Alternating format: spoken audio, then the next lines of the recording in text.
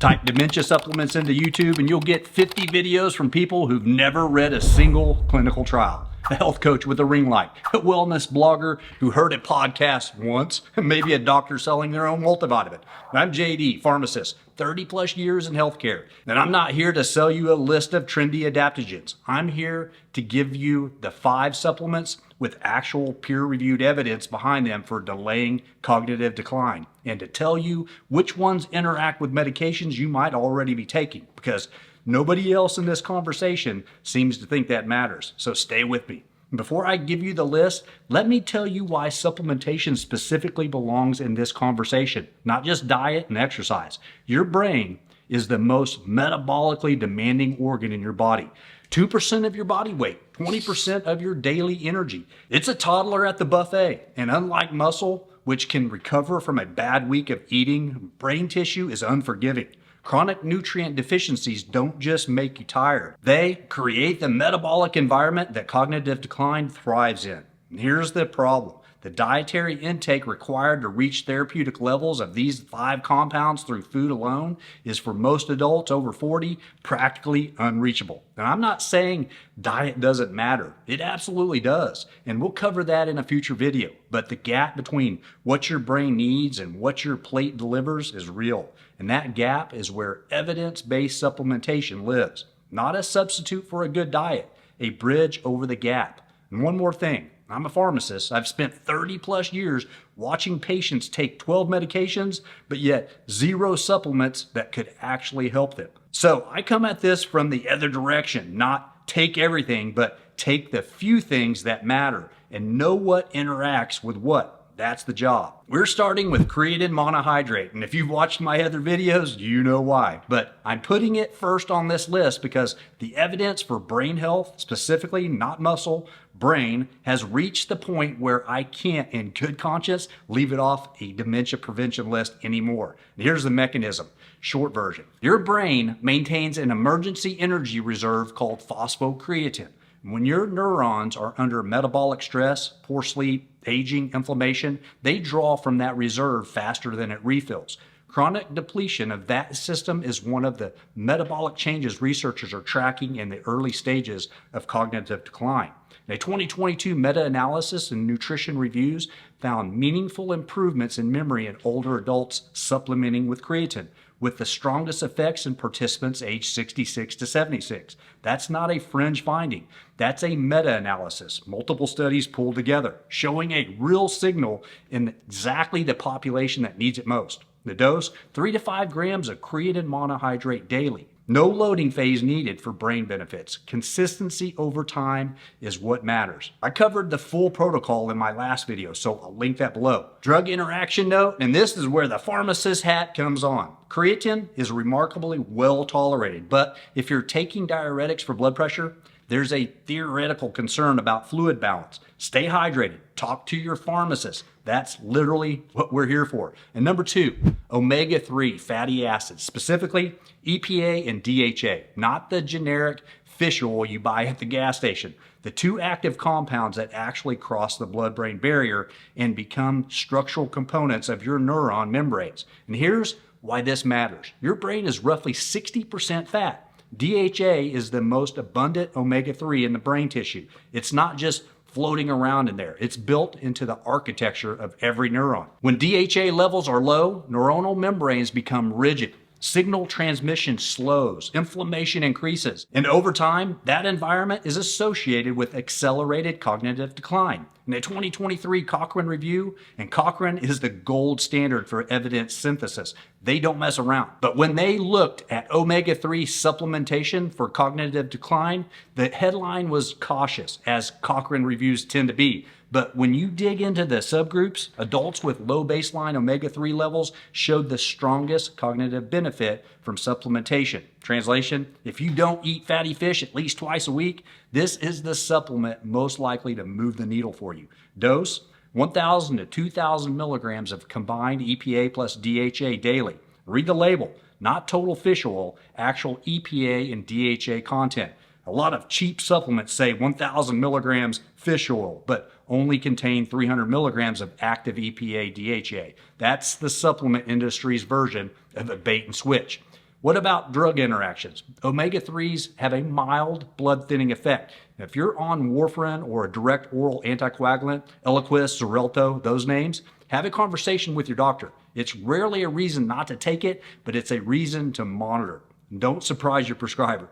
And number 3, vitamin D. And I know what you're thinking. JD, vitamin D is in every video on the internet. Yes, it is. And most of those videos get the brain connection completely wrong. Vitamin D is not just a bone nutrient. Your brain has vitamin D receptors throughout. In the hippocampus, which is ground zero for memory formation, and in the cortex, where higher order thinking happens. Vitamin D regulates genes involved in neurotransmitter synthesis and neuroprotection. It's active brain tissue, not just something that shows up in a blood test. A 2024 systematic review in Nutrients looked at vitamin D status and dementia risk across multiple studies. The finding was consistent and striking. Adults with insufficient vitamin D levels had a significantly higher risk of developing dementia and Alzheimer's disease compared to those with adequate levels. The key word there is risk. This is observational data, not a treatment trial, but the signal is strong enough and the mechanism is clear enough that I recommend this to every adult over 40 I counsel. The dose, 2,000 to 4,000 IUs, or international units, of vitamin D3 daily. And get a blood test if you can. 25-hydroxy vitamin D. You want to be in the 40 to 60 nanogram per milliliter range. And supplementing blind is better than nothing, but testing tells you where you actually stand. Drug interaction, vitamin D can increase calcium absorption. If you have a history of kidney stones or hypercalcemia, this needs to be monitored. Again, pharmacists, here for this. Number 4, and this is the one that surprises people, magnesium. But not just any magnesium. Your brain needs magnesium for over 300 enzymatic reactions, including the ones that regulate synaptic plasticity, your brain's ability to form new neural connections. That's not a nice to have. That's the biological basis of learning and memory. And here's the catch. Most magnesium supplements, oxide, citrate, glycinate, don't cross the blood-brain barrier in meaningful amounts. They're great for muscle relaxation, sleep, constipation, but for brain-specific effects, you need a form that actually gets into the brain.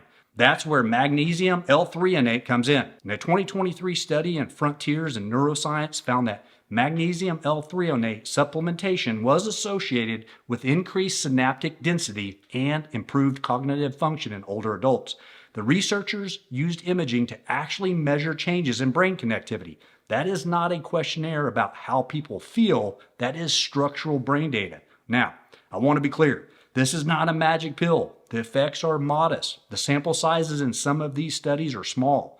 And that science is still developing, and I want to be clear about that. But the mechanistic rationale is real and compelling, and the safety profile is excellent. But the dose, 1,500 to 2,000 milligrams of magnesium L-Threonate daily, which delivers about 144 milligrams of elemental magnesium.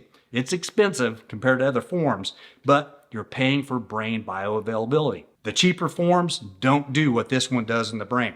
In drug interaction, magnesium can interfere with the absorption of certain antibiotics, tetracyclines, and fluoroquinolones, separate by at least 2 hours. And if you're on a medication for acid reflux, some of those affect magnesium absorption too. Check with your pharmacist. Number 5, B vitamins, specifically B6, B9, folate, and B12. And this is the one where your pharmacist's perspective really matters, because the story here is about a gene mutation that affects nearly half the population. And here's the setup.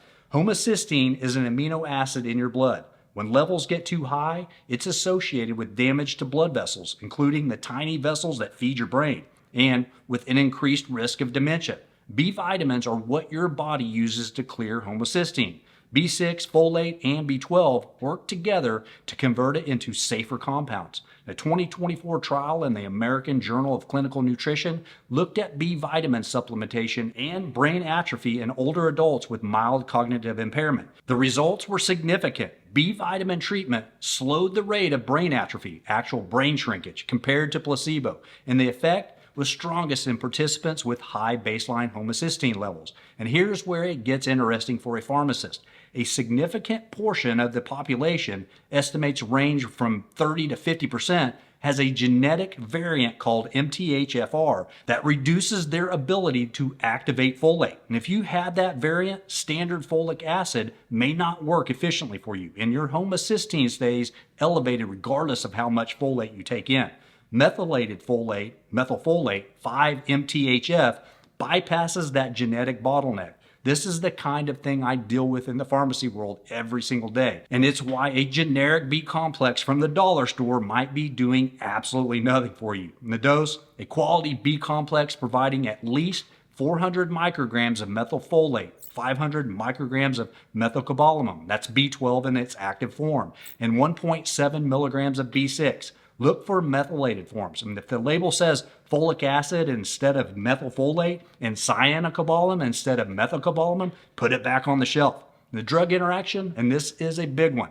Metformin, the most prescribed diabetes medication in the world, depletes B12. If you're taking metformin, your B12 levels may be low and nobody's checked. Proton pump inhibitors, omeprazole, pantoprazole, basically the reflux meds, they reduce B12 absorption too. If you're on either of those, this supplement isn't optional, it's corrective. I'd rather undersell this than oversell it. B vitamins won't reverse dementia, but if you have elevated homocysteine, low B12, or the MTHFR variant, and there's a decent chance you have at least one of those, this is one of the few interventions with clear evidence of slowing structural brain changes. 5 supplements, each one with a mechanism grounded in how your brain actually works. Each one with human data behind it. Each one with a dose that's been studied, not guessed at. And each one with drug interactions that matter, because you're not just a brain floating in a jar. You're a person who may be on a blood pressure medication or metformin or an antidepressant, and those interactions are real. And this is why I do what I do. The supplement world is full of people who read a headline and repeat it. I read the studies, I check the pharmacology, and I tell you what the evidence actually says, including what it doesn't say yet. Now, with that being said, a quick word on something we're building. At NuLifeSpan, we're formulating a product that starts with some of the compounds on this list: Creatine Monohydrate, B vitamins, and others, in the doses and forms the research supports, not a multivitamin, a targeted brain formulation built by a pharmacist who understands the mechanism and the interactions. If you want to be first in line when it drops, head over to newcreatine.com, links in the description, and get on the list for a free sample. And of course, these statements have not been evaluated by the good old FDA, but every single ingredient will have peer-reviewed research behind it. That is a non-negotiable for anything with our name on it. So here's the list. One more time: Creatine Monohydrate, Omega-3 EPA and DHA, vitamin D3, Magnesium L-Threonate, Methylated B-Complex, 5 compounds, real evidence, real doses, real interactions. And drop a comment right now. Which of these 5 are you already taking? And which one are you going to start? Are you on any of the medications I mentioned? Because if you are, the conversation about which supplements to prioritize just got a lot more specific. I read every single one. Hit subscribe for evidence-based content every week for people over 40 who want to stay strong, sharp, and ahead of the curve. And share this with someone who still thinks a daily multivitamin from the dollar store is enough, because it's not. And this is JD from NuLifeSpan. 5 supplements, 1 brain, and a pharmacist who actually reads the studies.